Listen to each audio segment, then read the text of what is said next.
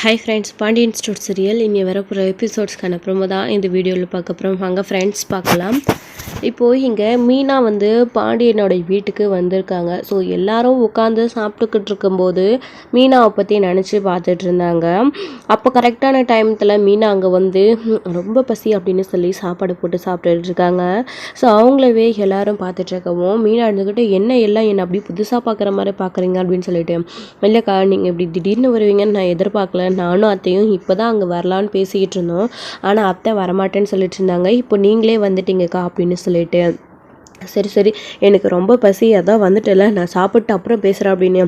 ஏப்பா மீனா சாப்பிடவே இல்லையா நீ இன்னும் அப்படின்னு சொல்லவும், எங்கே மாமா சாப்பிட்றது, அங்கே சமைக்கிறதுக்கு என்ன இருக்குது, இப்போ தான் அவங்க வாங்கிட்டு வரேன்னு போயிருக்காரு, இதுக்கப்புறம் வாங்கிட்டு வந்து எப்போ சமைச்சு நான் எப்போ ஆஃபீஸ்க்கு கிளம்புறது, டைம் ஆகிடுச்சுல்ல, அதான் நேராக நான் இங்கே வந்துட்டேன். ஏன் மாமா நான் இங்கே வரக்கூடாதா, நான் இங்கே வந்தால் எனக்கு சாப்பாடு போட மாட்டிங்களா அப்படின்ற மாதிரி கேட்கவும், என்னப்பா மீனா புஸ்குன்னு இப்படி கேட்டுட்டேன், இதுவும் வீடுப்பா, நீ இங்கே எப்போ வேணாலும் வரலாம், எவ்வளோ வேணாலும் சாப்பிட்லாம், அதுக்காக கேட்கலப்பா அப்படின்னு சொல்லிட்டு பாண்டியன் சொன்னவும், இல்லைம்மா நானும் சும்மா தான் கேட்டேன், நீங்கள் எதுவும் தப்பாக நினச்சிக்காதீங்க அப்படின்னு சொல்லிட்டுருக்காங்க. இப்போது மீனாவை பார்த்து கோமதி பயங்கரமாக கண் கலங்குறாங்க. பிள்ளை இவ்வளோ பசியோடு இருந்திருக்கு, அங்கே சமைக்கிறதுக்கு கூட எதுவும் இல்லாமல் இப்போ சாப்பிட்றி அப்படின்னு. என்ன மீனா இன்னும் 2 இட்லி வச்சுக்கிறியா அப்படின்னு. ஆமாத்த வைங்க வைங்க அப்படின்னு சொல்லிட்டு சாப்பிடுவோம். ஏப்பா மீனா நேற்றுலேருந்தே சாப்பிடலையா அப்படின்னு சொல்லிட்டு பாண்டியன் கேட்கவும், ஆமாம் மாமா எப்படி மாமா கரெக்டாக கண்டுபிடிச்சிங்க அப்படின்னு, நீ சாப்பிட்றத பார்த்தா அப்படி தானேப்பா தெரியுது, 4 நாள் பட்னியாக இருந்த மாதிரி அப்படின்னு. ஆமாம்மா நேற்றுங்க பால் காய்ச்சின கையோடு போனவர், அவர் நைட்டு தான் வீட்டுக்கு வந்தார், ஆஃபீஸ்க்கு போயிட்டு நேற்றெல்லாம் எதுவும் சமைக்கல, கடையிலையும் எதுவும் வாங்கிட்டு வரலம்மா, நான் நீங்கள் மளிகை கடையிலேருந்து சரவணன் மாமா கொடுத்த அந்த பிஸ்கட்டையும் சாப்பிட்டு இருந்தேம்மா, எனக்கு ரொம்ப பசி, அதான் மாமா அப்படின்னு சொல்லுவோம். இது எல்லாத்தையும் கேட்ட உடனே எல்லாருக்கும் ரொம்ப மனசு கஷ்டமாகுது. ஏன்பா மீனா அங்கே சாப்பாடு கூட உனக்கு அவன் வாங்கிட்டு வந்து கொடுக்கலையா அப்படின்னு பாண்டியன் கேட்கவும், இல்லை மாமா அப்படின்னு சொல்லவும் பயங்கரமாக கோவம் வருது பாண்டியனுக்கு. இவனுக்கெல்லாம் எதுக்கு தனி கொடுத்தணும்னு கேட்குறேன் நான் அப்படின்னு சொல்லிட்டு இங்கே கோமதி கிட்ட பயங்கரமாக கத்திக்கிட்டு இருக்காரு பாண்டியன். தனியாக கூட்டிகிட்டு போய் இந்த பிள்ளைக்கு சாப்பாடு கூட போடாமல் இருந்திருக்கான், இவன்னா தனியாக போய் இந்த லட்சணத்தில் இந்த மீனா பிள்ளையை நினச்சாதான் கஷ்டமாக இருக்குது, ஒரு நாளைக்கு இப்படின்னா இன்னும் போக போக இந்த பிள்ளை எவ்வளோ கஷ்டப்பட போதுன்னே தெரியலையே அப்படின்னு சொல்லிட்டு பாண்டியன் ஒரு பக்கம் கோபமாக இருக்கிறாரு. விடுங்க மாமா அது எல்லாத்தையும் விடுங்க, அதான் நீங்கள் இருக்கீங்கல்ல, எனக்கு அங்கே எதுவும் இல்லை அப்படின்னாலே அடுத்த நிமிஷமே நான் இங்கே நிற்க போகிறேன், நீங்கள் எல்லோரும் இருக்கிற தைரியம் தானே மாமா அப்படின்ற மாதிரி மீனாவும் சொல்லிட்டு இருக்காங்க. இருந்தாலுமே நீ அவங்க கூட போய் ரொம்ப கஷ்டப்படுறப்பா அப்படின்னு பாண்டியன்னு சொல்லவும் கோமதியுமே பயங்கரமாக எழுதிட்டுருக்காங்க நம்ம மீனாவை பிடிச்சிக்கிட்டு. அதுக்கப்புறம் ராஜியுமே, ஏன்க்கா மாமா இதை கூட உங்களுக்காக பண்ணலையா அப்படின்னு. அதெல்லாம் ஒன்றும் இல்லை ராஜி, நீ வீடு ஃபீல் பண்ணாத, நான் இப்போ சாப்பிடவா இல்லையா, நீங்கள் எல்லோரும் இப்படி பேசிக்கிட்டே இருந்தால் எனக்கு ரொம்ப பசி அப்படின்னு சொல்லவும், சாப்பிடுப்பா மீனா அப்படின்னு சொல்லிட்டு சாம்பார் வை சட்னி வை அப்படின்னு சொல்லிட்டு மீனா உட்காந்து சாப்பிட்டுட்ருக்காங்க. திரும்பவும் மீனா சடனாக இப்படி உட்காந்து இங்கே சாப்பிடுவாங்கன்னு யாருமே எதிர்பார்க்கல. ஸோ மயில் அதிர்ச்சியில் வாயை பொழந்துக்கிட்டு பார்த்துட்ருக்காங்க மீனாவை. என்ன மீனா தனி கொடுத்துன போனோம், அங்கே போனால் தான் சந்தோஷம் அப்படின்னு 2 பேரும் கிளம்பி போனீங்க, அடுத்த நாளே திரும்ப இங்கே நிற்கிற அப்படின்ற மாதிரி மயில் கேட்கவும், அக்கா விருப்பம் அவங்களுக்கு மட்டும்தான், எனக்கு கிடையாது, எனக்கு இங்கே இருக்கிறது தான் பிடிச்சிருக்கு, அத்தையோட சமையல் தான் பிடிச்சிருக்கு, ஏன்க்கா நான் இங்கே வரக்கூடாதா அப்படின்ற மாதிரி இங்கே மீனாவும் கேட்டுட்ருக்க. இல்லை இல்லை உனக்கும் விருப்பப்பட்டு நீயும் செந்தில் கூட தானே போன, அதான் கேட்டேன் அப்படின்னு. நான் தான் ஆல்ரெடி தெளிவாக சொல்லிட்டேனக்கா, இதுக்கும் எனக்கு எந்த சம்மந்தமும் இல்லைன்னு, நீங்கள் திரும்ப திரும்ப இதுக்கு நான் தான் காரணம்னு சொல்லிட்டு இருக்காதீங்க அப்படின்ற மாதிரி மீனா சொல்லிட்டுருக்காங்க. மயில் இதுக்கும் மீனாவுக்கும் எந்த சம்மந்தமே இல்லை, சரியா, வேலையை பாரு, சாப்பிட்டுட்டு நீ கடைக்கு போகணும்ல கிளம்பு அப்படின்ற மாதிரி கோமதி சொல்கிறாங்க. உங்கள் மருமகளை எதுவும் சொல்லிடக்கூடாது அப்படின்னு மனசுக்கு அதை நினச்சிக்கிட்டு, எனக்கு என்ன வந்துச்சு, என் மேலே யாராச்சும் இப்படி பாசமாக இருக்கீங்களா, நான் எங்கே போனால் என்ன செத்தா என்னன்னு இருக்கிறீங்க அப்படின்ற மாதிரி மயில் நினச்சிக்கிட்டு அவங்க பாட்டுக்கு கடைக்கு கிளம்பி போயிடுறாங்க ரூமுக்கு. அதுக்கப்புறமா இங்கே அக்கா சரி நான் வேலைக்கு கிளம்புறேன் அப்படின்னு சொல்லிட்டு இங்கே ராஜு கிளம்புவோம், எங்கே கிளம்புற ராஜு அப்படின்னு சொல்லிட்டு மீனா கேட்குவோம், எங்கக்கா ட்ராவல்ஸ்க்கு தான் அப்படின்னு. அப்படியா நானும் ஆஃபீஸ்க்கு கிளம்புனா அப்படியே உங்க கூட வந்துடுறேன், 2 பேரும் சேர்ந்தே போயிடலாம் என்ன அப்படின்னு சொல்லிட்டு இருக்காங்க. சரிக்கா நீங்கள் பொறுமையாக சாப்பிட்டு வாங்க, நான் உள்ளே போய் பொருளெல்லாம் எடுத்து வைக்கிறேன், புக்ஸ் எல்லாம் கொஞ்சம் எடுத்து வைக்கணும், அங்கே போய் சும்மா இருக்கிற டைம்லேயே கதிர் படிக்க சொல்லி டார்ச்சர் பண்ணுறான் என்ன அப்படின்னு சொல்லிட்டு இருக்கவும், வேண்டி என் பையன் பண்ணுறத பார்த்தா உனக்கு டார்ச்சர் மாதிரி தெரியுதா, உன்னோட லட்சியத்தில் நீ சீக்கிரமாக உன்னோட லட்சியம் படி நீ போலீஸ் ஆகணுன்றது தான் அவனோட ஆசை, அதுக்காக உன்னை எய்ம் பண்ணிக்கிட்டே இருக்கான் என் பையனவே குறை சொல்றியா நீ அப்படின்னு. அத்தை உங்கள் பையனை நான் எதுவுமே சொல்லலை அத்தை, சரி அத்தை நான் கிளம்புறதுக்காக புக்கு எடுத்துகிட்டு வரேன், உடனே கோவப்பட்டு வந்துடுவீங்களே உங்கள் பையனை ஏதாச்சும் சொன்னா அப்படின்ற மாதிரி நம்ம ராஜு சொல்லிட்டு புக்கு எடுத்துகிட்டு வர கிளம்பிடுறாங்க. அப்போ மீனம்மே சாப்பிட்டு முடிச்சுட்டு அதுக்கப்புறமா சரி மாமா, எப்படி இருக்கீங்க நீங்கள்லாம்? கடைக்கெல்லாம் கடை வேலைலாம் எப்படி போகுது அப்படின்னு. அதெல்லாம் நல்லா இருக்குப்பா மீனா அப்படின்னு. சரி மாமா, நான் ஆஃபீஸ்க்கு கிளம்புறேன் அப்படின்னு சொல்லிட்டு, மீனா ஒரு நிமிஷம்ப்பா அப்படின்னு சொல்லிட்டு பாண்டியன் கூப்பிடவும், சொல்லுங்க மாமா என்ன விஷயம் அப்படின்னு.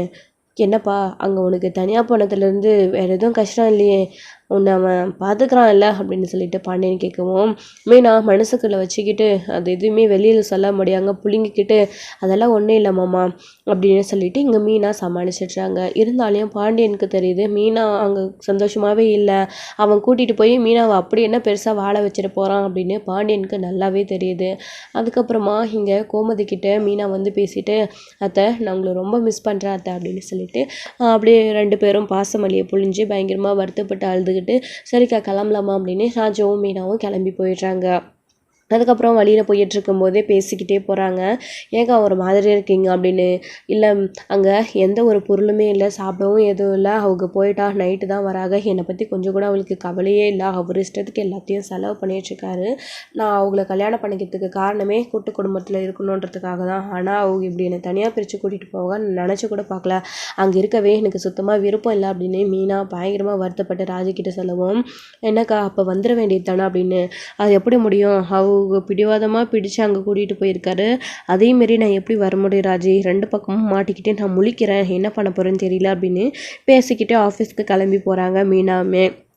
ராஜியுமே ஆறுதல் சொல்லிட்டுருக்காங்க அவங்களுக்கு. அதுக்கப்புறம் இன்னொரு பக்கம் இங்கே கோமதி வந்து பார்த்திங்க அப்படின்னா பாண்டியன் கிட்டே பேசுகிறாங்க. ஏங்க உங்ககிட்ட ஒரு விஷயம் பேசணும் அப்படின்னு. சொல்லு கோமதி என்ன விஷயம் அப்படின்னு. இல்லைங்க இன்னைக்கு மார்க்கெட்டுக்கு போயிட்டு வரும்போது குமரவேல் பார்த்தங்க, அவன் என்கிட்ட வந்து பேசினான் அப்படின்னு சொல்லவும், அவன் எதுக்கு உன்னை பார்த்து பேசினா, ஏதாச்சும் உங்ககிட்ட பிரச்சனை பண்ணானா வம்பு பண்ணானா அப்படின்னு பாண்டியன் உடனே பதற்றப்பட்டு கேட்குறாரு. கோமதி இருந்துக்கிட்டு அதெல்லாம் எதுவும் இல்லைங்க, எனக்கு ஹெல்ப் பண்ணுறான்னு சொல்லிகிட்டு இருந்தான், அப்புறம் என்கிட்ட ஏதோ பேச வந்தான் போல இருக்குது, ஆனால் நான் எதுவும் அவங்ககிட்ட பேசலைங்க, என் பாட்டுக்கு வந்துக்கிட்டே இருந்தேன். அப்போ சரவணன் வந்து கோவப்பட்டு அவங்ககிட்ட சண்டை போட்டுட்டு என்னை கூட்டிகிட்டு வந்துட்டாங்க அப்படின்னு சொல்லிட்டு இருக்காங்க.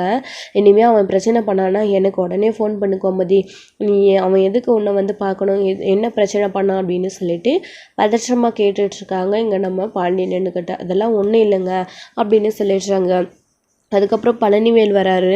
அவன் எதுக்காக உங்களை பார்க்க வந்தான்னு எனக்கு நல்லா தெரியுங்க்கா அப்படின்னு பழனி வந்து சொல்லவும், என்னடா பழனி சொல்கிற நீ, குமரவேல் வந்த விஷயம் உனக்கு எப்படி தெரியும் அப்படின்னு. அக்கா இப்போ நீங்கள் பேசிகிட்டு இருந்ததெல்லாம் நான் கேட்டுட்டு தான் வரேன். அவன் எதுக்காக தெரியுமா உங்களை பார்க்க வந்தான், அம்மாவுக்கு 75வது பிறந்தநாள் வருது, அதுக்கு எல்லாரும் சேர்ந்து இருக்கணும்னு அம்மா ஆசைப்படுது, ஆனால் அது நடக்கவே நடக்காதுன்னு சின்ன அண்ணன் சொல்லிட்டாரு.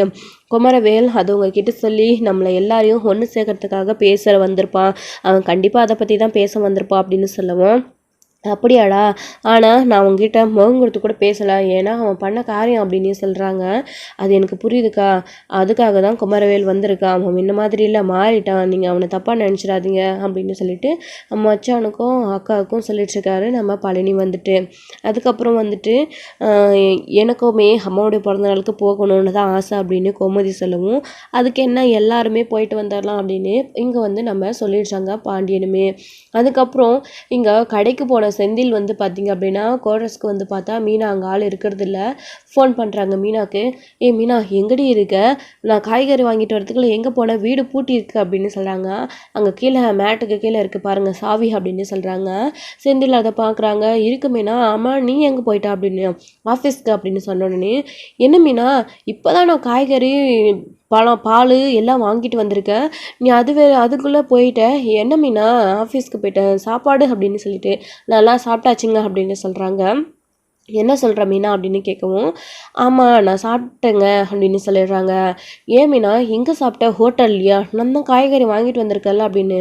ஏங்க நீங்கள் மணி என்ன ஆகுது, இப்போ பால் வாங்கி காஃபி, நீங்கள் தூங்கி எழுந்துச்சு அதுவும் 8 மணிக்கு எழுந்து இதுக்கப்புறம் நீங்கள் பால் வாங்கிட்டு வந்து காஃபி போட்டு குடிச்சிட்டு சாப்பாடு சமைச்சு இப்போ பேக் பண்ணி எடுத்துக்கிட்டு என்னங்க 12 மணிக்கு ஆஃபீஸ்க்கு போக சொல்கிறீங்களா? நீங்கள் சட்டப்படி இதெல்லாம் பண்ணணும்னு பார்த்தா காலையிலே 5 மணிக்கு 6 மணிக்கெல்லாம் போய் இந்த வேலையெல்லாம் நீங்கள் செஞ்சுருக்கணும். நல்லா மூக்கு முட்டை நேரத்தில் குடிச்சிட்டு வந்து 8 மணி வரை படுத்து தூங்கிட்டு காய்கறி வாங்கிட்டு வந்தேன்னு போனால் மனுஷனுக்கு கோவம் வருமா வராதா? அது மட்டும் இல்லாமல் உங்கள் இஷ்டத்துக்கு நீங்கள் எல்லாத்தையும் எல்லாத்தையுமே பண்ணிகிட்டு இருக்கீங்க, நான் சொல்ல வர எந்த விஷயத்தையும் நீங்கள் கேட்கவே மாட்டேன்றீங்க, அப்புறம் எதுக்கு நான் உங்கள் பேச்சை கேட்கணும்? நீங்கள் உங்கள் இஷ்டம் போலே என்னென்ன பண்ணணுமோ அது எல்லாத்தையும் பண்ணிக்கோங்க, நான் சாப்பிட்டுட்டேன், நம்ம வீட்டுக்கு வந்து அத்தை இட்லியும் சாம்பாரும் சமைச்சு வச்சுருந்தாங்க, நான் சாப்பிட்டுட்டு மதியத்துக்கும் பேக் பண்ணி எடுத்துக்கிட்டு நான் ஆஃபீஸ்க்கு போய் கிளம்பிட்டேன், இன்னும் கொஞ்ச நேரத்தில் நான் ஆஃபீஸ்க்கு போயிடுவேன் அப்படின்னு மீனா சொன்னவும் செந்திலுக்கு பயங்கர கோவம் வருது. என்ன மீனா நீ அங்கே போனியா அப்படின்னு. ஏங்க ஏன் அங்கே போகக்கூடாதா? அது என் அத்தையோட வீடுங்க, ஏன் நான் அங்கே போகக்கூடாதா? இவ்வளோ நாள் வரைக்கும் நான் அங்கே தானே இருந்தேன், ஏதாவது எதிரி வீடு மாதிரி ஏன் அங்கே போனன்ற மாதிரி கேட்குறீங்க அப்படின்னு சொல்லவும், என்ன மீனா இது, அப்புறம் அங்கெல்லாம் என்ன நினைப்பாங்க, நான் உன்னை தனியாக கூட்டிகிட்டு வந்து உனக்கு சாப்பாடு கூட சமைக்க கூட எதுவும் வாங்கி தரல, உன்னை பொறுப்பு இல்லாமல் நீ ஒரே நாளாக நீ அங்கே போயிட்ட, நான் எதுக்குமே லாக்கி இல்லைன்னு தான் என்ன நினைப்பாங்க அப்படின்னு சொல்லிட்டு இங்கே வந்து செந்தில் வந்து சொல்லிட்டு இருக்கவும், இங்கே பாருங்களேன், அந்த மாதிரிலாம் இங்கே யாரும் நினைக்கிறவங்க கிடையாது, நான் வந்ததில் அவங்களுக்கு சந்தோஷம்தான், நீங்கள் வாங்கிட்டு வந்து சமைக்க லேட் ஆகும்னு தெரிஞ்சுக்கிட்டு தான் நான் நேராக அத்தை இருக்காங்கன்ற தைரியத்தில் நான் அங்கே போனேன், அங்கே சாப்பிட்டு முடிச்சுட்டு நான் வீட்டுக்கும் போயிட்டுருக்கேன், நீங்கள் வேணும்னா அந்த காஃபியை பால் காய வச்சு காஃபியை போட்டு குடிச்சிட்டு அதுக்கப்புறமா சமைச்சு சாப்பாடு எடுத்துக்கிட்டு மதியத்துக்கும் சாப்பிட்டுட்டு நீங்கள் வேணால் கிளம்புங்க, எனக்கு அது வரைக்கும் டைம் இல்லை அப்படின்ற மாதிரி இங்கே வந்து மீனா சொல்லிட்டு ஃபோனை கட் பண்ணிடுறாங்க. அப்படி ஃபோனை கட் பண்ணதுக்கப்புறமா செந்திலுக்கு பயங்கர கோவம் வருது. இவன் என்ன நினச்சிட்டு இருக்கா இவன் மனசில், நான் தான் எல்லாம் வாங்கிட்டு வரேன்னு போகணும்ல, அதுக்குள்ளே அவசரப்பட்டு அங்கே போயிருக்கா அப்படின்னு சொல்லிட்டு இங்கே பயங்கர கோவத்தில் இருக்கிறாங்க செந்தில்.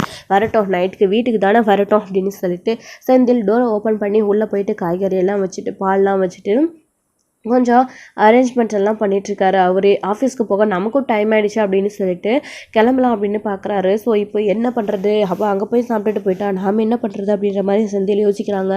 நம்ம எக்காரணத்தை கொண்டும் அந்த வீட்டில் போய் நிற்கவே கூடாது திரும்பவும் எதுக்காகவும் அப்படின்னு சொல்லிட்டு செந்தில் வந்து நினச்சிக்கிட்டு சரி பால் இருக்குல்லாம் காஃபி போட்டு குடிக்கலாம் அப்படின்னு சொல்லிட்டு உள்ளே போகிறாரு. உள்ளே போய் பார்த்தா ஒரு பாத்திரம் கூட இல்லை. ஸோ பற்ற வைக்க கேஸ் இல்லை, அடுப்பு இல்லை, என்ன பண்ணுறதுன்னு தெரியாமல் பாலையும் எங்கே வைக்கிறதுன்னு தெரியல, ஒரு ஃப்ரிட்ஜு கூட இல்லை. ஸோ இப்போ தான் வந்து எல்லாமே செந்திலுக்கு புரியுது, ஓ இதுக்கு தான் அவங்க போயிட்டா என்ன பண்ணுறது இப்போது, இதெல்லாமே வாங்கி ஆகணுமே அப்படின்னு சொல்லிட்டு சரி இன்றைக்கி ஒரு நாளுக்கு ஆஃபீஸ்க்கு லீவ் போட்டு எல்லாத்தையும் வாங்கி வச்சிடலாம், அப்புறம் நைட்டுக்கும் திரும்பவும் நாளையிலேருந்து என்ன பண்ண முடியும், இதே மாதிரி ஆஃபீஸ்க்கு போயிட்டு வந்துட்டு இருந்தால் டைம் இருக்காது அப்படின்னு செந்தில் யோசிச்சு அதுக்கப்புறமா அப்புறம் கேஸ் ஸ்டவ்வு, சிலிண்டர், அதுக்கப்புறம் ஃப்ரிட்ஜு, அதுக்கப்புறம் சமைக்கிறதுக்கு பாத்திரம், கரண்டி, பிளேட்ஸு, இது எல்லாமே டம்ளர்லேருந்து கிளாஸ் வரைக்கும் எல்லாத்தையுமே வந்தது, சொம்பு வரைக்கும் எல்லாத்தையுமே வந்து வாங்குறதுக்காக ஆன்லைனில் ஆர்டர் போட்டுக்கிட்டு இருக்காரு. ஸோ ஆன்லைன்லாம் வாங்கினா டெலிவரி சார்ஜும் இருக்குது, ஸோ அதிகமான அமௌண்ட்டும் இருக்குது, பேசாமல் கடைக்கே போய் வாங்கிடலாம் அப்படின்னாலும் இது எல்லாத்தையும் எப்படி கொண்டு வர்றது, ஆட்டோவில் வச்சு வாடகை கொடுத்து ஏற்றிட்டு வரணுமே, பேசாமல் டெலிவரியே பண்ணிடலாம், போகனா போகட்டும், அதான் நம்மக்கிட்ட காசு இருக்குல்ல அப்படின்னு சொல்லிட்டு செந்தில் வந்து இஷ்டத்துக்கு செலவு பண்ணிகிட்ருக்காரு. காசு இருக்குது அப்படின்றதுனால டெலிவரி சார்ஜ் கொடுத்தாலையும் பரவாயில்ல அப்படின்னு வீட்டில் உட்காந்து எல்லாத்தையும் ஆர்டர் போட்டு ஒவ்வொன்றா வாங்கிட்டு இருக்காரு. அதுக்கப்புறம் இங்கே ஃப்ரிட்ஜு கூட வந்துடுது. அது வந்ததுக்கப்புறமா அதில் காய்கறியெல்லாம் ஸ்டோர் பண்ணி வச்சுட்டு அப்புறம் பாத்திரம், அப்புறம் ஸ்டாண்டு, அப்புறம் இது எல்லாமே வாங்கிட்டு இருக்காங்க. ஸோ எல்லாத்தையும் வாங்கணும், கேஸ் பற்ற வைக்க அது வத்திப்பெட்டி வாங்கலையே அப்படின்னு சொல்லிட்டு அதையும் ஆன்லைனில் பார்த்து லைட்டர் ஆர்டர் போட்டு வெயிட் பண்ணிகிட்ருக்காரு. அது வந்ததுக்கப்புறமா காஃபி போட்டு கொடுக்குறாங்க. அடியோ மணி இப்போவே 11க்கு மேலே ஆகிடுச்சு, ரொம்ப பசிக்குது, என்ன பண்ணுறது அப்படின்னு தெரியாமல் தவிச்சிட்ருக்காரு. சரி வேறு என்ன பண்ணுறது, மல்லிகை சாமான் இது இருக்குல்ல, இதில் ஏதாச்சும் இருக்கா அப்படின்னு பார்க்குறாரு. பார்த்தா மேகி இருக்குது. ஸோ அதை வந்து சமைக்கிறதுக்காக செந்தில் வந்து எடுக்கிறாங்க. ஸோ தண்ணி வந்து இல்லை. ஸோ தண்ணிக்கு என்ன பண்ணுறது அப்படின்னு சொல்லிட்டு ஒரு வாட்டர் கேன் போய் கீழே போய் ஒரு கடையில் போய் வாங்கிட்டு வராங்க. அப்பாடி முடியலடா, இவ்வளோ வேலை இருக்குது சாமி அப்படின்னு சொல்லிட்டு செந்தில் வந்து அவர் பாட்டுக்கு செஞ்சிட்ருக்காரு. ஸோ இப்போ கூட இவ்வளோ வேலை இருக்குது, தனியாக வந்தால் இது எல்லாத்தையும் பொறுப்பாக எடுத்து பண்ணணும், இவ்வளோ செலவு இருக்குது அப்படின்றது புரியவே மாட்டேங்குது நம்ம செந்திலுக்கு. எல்லாத்தையும் தான் இஷ்டத்துக்கு அவர் பாட்டுக்கு பண்ணிகிட்ருக்காரு. அதுக்கப்புறம் மீனா ஆஃபீஸ் முடிச்சுட்டு வீட்டுக்கு வராங்க. வீட்டுக்கு வந்தால் செந்தில் வந்து வீட்டிலே இருக்காங்க, ஓப்பன்லேயே இருக்குது வீடு. உள்ளே வந்து பார்த்தா எல்லாமே ரெடி பண்ணி வச்சுருக்காங்க, அதுவும் ஃப்ரிட்ஜு, டோபா, டிவி, அப்புறம் கிச்சனுக்கு போய் பார்க்குறாங்க, எல்லாமே இருக்குது. ஸோ செந்தில் வந்து அங்கே வீட்டில் இல்லை. ஸோ பாத்ரூமில் ஃப்ரெஷ்ஷப் ஆகிட்ருக்காரு, குளிச்சிட்ருக்காரு. அப்போ தான் மீனா இது எல்லாத்தையுமே பார்க்குறாங்க. பார்த்தா மேகி இருக்குது, இது எல்லாமே இருக்குது, இதெல்லாம் எப்படி இருக்கும், யார் பண்ணியிருப்பான் அப்படின்னு சொல்லிட்டு யோசிக்கிறாங்க. அதுக்கப்புறம் சவுண்டு கேட்டு ஏங்க அப்படின்னு சொல்லிட்டு கூப்பிடுமே, மீனா வந்துட்டியா, இதோ 2 மினிட்ஸ் வந்துடுறேன் அப்படின்னு சொல்லிட்டு மீனா வந்து வெயிட் பண்ணுறாங்க. அதுக்கப்புறமாண்டா மீனா போய் ஃப்ரெஷ்ஷப் ஆகிட்டு வரதுக்குள்ளே செந்தில் வந்துடுறாங்க. வா மீனா ஆஃபீஸ்க்கு போயிட்டு வந்துட்டியா அப்படின்னு. ஏங்க நீங்கள் ஆஃபீஸ்க்கு போகலையா அப்படின்னு. என்ன நீ உன் பாட்டுக்கு நீ கிளம்பி அங்கே போய் சாப்பிட்டுட்டு போயிட்ட, நான் என்ன பண்ணுவேன்னு நீ எதிர்பார்க்கவே இல்லையே.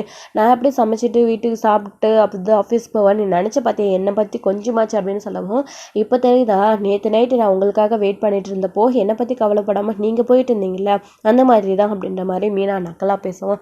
இந்த நக்கலுக்கு ஒன்றும் குறைச்சல் இல்லை, உன்னை யார் அங்கே போக சொன்னது அப்படின்ற மாதிரி செந்தில் கோவப்பட்டு பேசுவோம். இதுக்கு மேலே நீங்கள் எதுவுமே பேசாதீங்க, பேச வேண்டியதெல்லாம் ஃபோன்லேயே பேசியாச்சு, ஆரம்பத்துலேருந்து திரும்பவும் பேசி என்னை டென்ஷன் பண்ணாதீங்க.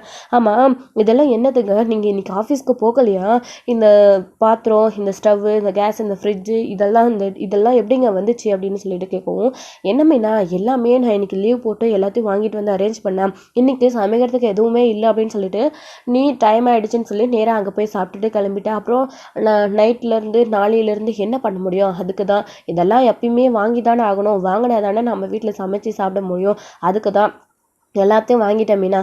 இனிமே எதுவுமே இல்லை, அதாவது எல்லாமே இருக்குது, எதுவும் இல்லைன்றதுக்கு இல்லை, நீ போய் வெளியிலையும் எங்கேயும் சாப்பிட வேணாம், வீட்லேயும் எல்லாத்தையும் சமைச்சிக்கலாம் மீனா அப்படின்னு சொல்கிறாங்க. அதெல்லாம் சரிதாங்க, இது எல்லாத்துக்கும் உங்கள் காசு எம்பட்டாச்சு அப்படின்னு. மீனா இதை பற்றி திரும்பவும் கேட்காத, நான் உங்ககிட்ட ஆல்ரெடி சொல்லிட்டேன், அப்பா கொடுத்த பணத்தில் தான் எல்லாத்தையும் வாங்கினேன் அப்படின்னு சொல்லிட்டு, இதுவுமே அப்படி தான் அப்படின்னு சொல்லிட்டு. ஏங்க அப்போ எல்லாத்துக்குமே எம்பிட்டுங்க செலவு பண்ணீங்க, பணம் இருக்கா இல்லையா, எல்லாத்தையும் காலி பண்ணிட்டீங்களா அப்படின்னு. மீனா அதெல்லாம் இருக்குது, அவ்வளோலாம் செலவு பண்ணல, நான் எல்லாத்தையும் பார்த்து தான் செலவு பண்ணியிருக்கேன், இது வரைக்கும் உனக்கு எல்லாமே போதுமா, இல்லை இதுக்கு மேலே ஏதாச்சும் வேணுமான்னு மட்டும் என்கிட்ட சொல்லு, இப்போ எனக்கு ரொம்ப பசிக்குது, நான் மேகி செஞ்சு தான் சாப்பிட்டேன், எனக்கு ஒரு டீ மட்டும் போட்டு கொடுத்துறியா, ரொம்ப தலைவலியாக இருக்குது காலையிலேருந்து வேலை செஞ்சா அப்படின்னு சொல்லிட்டு இங்கே வந்து சொல்லிட்டு இருக்காங்க நம்ம செந்திலுமே. அதுக்கப்புறம் மீனாமே இதெல்லாம் போய் எங்கே போய் முடிய போதும் அப்படின்னு தெரியாமல் இவர்கிட்ட பேசவும் முடியாமல் செந்தில்கிட்ட இதெல்லாத்தையும் எப்போ புரிஞ்சிக்க போகிற, தான் இஷ்டத்துக்கு எல்லாத்தையும் செலவு பண்ணிகிட்ருக்காரு அப்படின்னு மீனா நினச்சிக்கிட்டு அவங்க பாட்டுக்கு கிச்சனில் போய் டீ போட்டுட்ருக்காங்க. அதுக்கப்புறம் டீ போட்டு கொண்டு வந்து கொடுக்குறாங்க, குடிச்சிக்கிட்டே ஜாலியாக கால் மேலே கால் போட்டுக்கிட்டு ஃபேன் போட்டுக்கிட்டு, அது மட்டும் இல்லாமல் ஏசி ஆர்டர் போட்டிருக்கா, வந்துடும் மீனா இன்னைக்கு ஒரு நாள் வெக்கையாக தான் இருக்கும், அதுக்கு தான் இந்த ஃபேன் இருக்குல்ல, நாளையிலேருந்து ஏசி வந்துடும் அப்படின்னு சொல்லிட்டு ஜாலியாக சொகுசாக வந்து செந்தில் உட்காந்து டிவி பார்த்துட்ருக்காரு. ஏங்க இந்த இவ்வளோ நாளாக இந்த மாதிரி நீங்கள் இருந்ததே கிடையாது, இப்போ ஏங்க இப்படி இருக்கீங்க அப்படின்னு.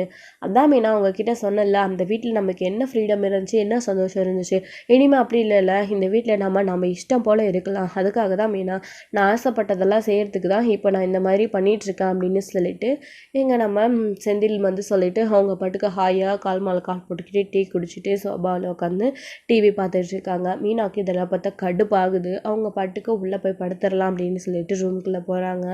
ரூமுக்குள்ளே போயிட்டா அங்கே வந்து ஒரு பெட்டும் வந்து இருக்குது, ஸோ கட்டில் இல்லை. ஸோ மீனா இன்றைக்கி ஒரு நாள் அட்ஜஸ்ட் பண்ணிக்கோ, காலையில் ஃபர்னிச்சர் வந்துடும், இன்றைக்கி பெட்டு மட்டும் தான் கொண்டு வந்து டெலிவரி பண்ணாங்க, அவங்களுக்கு வேலை இருக்கா, டைம் ஆகிடுச்சு அப்படின்னு சொல்லிட்டு சொன்ன உடனே மீனா அந்த பெட்டில் போய் அமைதியாக படுத்துக்கிறாங்க. எவ்வளோ ஆடம்பர செலவு பண்ணிகிட்ருக்காரு அப்படின்னு சொல்லிட்டு மீனா நினச்சிக்கிட்டு. இன்னொரு பக்கம் வந்து பார்த்திங்க அப்படின்னா நம்ம குமாரவேல் வந்து ராஜியை பார்க்குறாங்க, வழியில் ராஜி வந்துட்டு இருக்கும்போது அப்போ வந்து இந்த மாதிரி நான் அத்தைக்கிட்ட பேச முயற்சி பண்ணேன் ராஜி, ஆனால் அத்தை என்கிட்ட பேசவே இல்லை, நீ வீட்டில் அத்தைக்கிட்ட இந்த விஷயத்தை பற்றி பேசினியா இல்லையா அப்படின்னு சொல்லிட்டு இங்கே வந்து குமரவேல் வந்து கேட்குறாரு. நான் கதிர்கிட்ட பேசியிருக்கேன், கண்டிப்பாக கதிர் வந்து எல்லாரையும் கூட்டிகிட்டு போகலாம் அப்படின்னு சொல்லியிருக்காரு அப்படின்னு சொன்ன உடனே ரொம்ப சந்தோஷம் ராஜி, அப்புறம் அத்தைக்கிட்டையும் இந்த விஷயத்தை பற்றி நீ சொல்லிட்டு வீட்டில் இருக்கிற எல்லாரையும் கூட்டிகிட்டு வந்துடு, அப்போ தான் ரொம்ப ஆசைப்படுது நீங்கள் எல்லோரும் வரணும்னு சொல்லிட்டு, ஆனால் அப்பா தான் பிரச்சனை பண்ணிக்கிட்டே இருக்காரு, வேண்டாம் அப்படின்னு சொல்லிட்டு, அப்பாவை நான் சமாளிச்சிக்கிறேன், நீ எப்படியாச்சும் சமாளிச்சிக்கிறேன், உங்களுக்கு அந்த எந்த ஒரு பிரச்சனையுமே அங்கே வராது, நீங்கள் எல்லோரும் கண்டிப்பாக வாங்க, அப்போ தான் இந்த பிறந்த நாளே வேண்டாம் அப்படின்ற அளவுக்கு சொல்லிகிட்ருக்கு அப்படின்னு சொல்லிட்டு இங்கே வந்து நம்ம குமாரவேல் வந்து ராஜிக்கிட்ட சொல்லிகிட்ருக்கோம், நீ கவலைப்படாதண்ணா, அப்போ தான் அவருடைய பிறந்த நாளை நம்ம எல்லாருமா சேர்ந்து சந்தோஷமாக கொண்டாடலாம் அப்படின்னு பேசிகிட்டு இருக்காங்க. ஸோ இதோட இந்த எபிசோடு வந்து முடிச்சிருக்காங்க. அடுத்தடுத்த எபிசோடில் என்ன நடக்க போகுது அப்படின்னு வெயிட் பண்ணி நெக்ஸ்ட் வீடியோவில் பார்க்கலாம். தேங்க்யூ. இந்த வீடியோ உங்களுக்கு பிடிச்சிருந்தா லைக் பண்ணுங்கள், ஷேர் பண்ணுங்கள், கமெண்ட் பண்ணுங்கள்.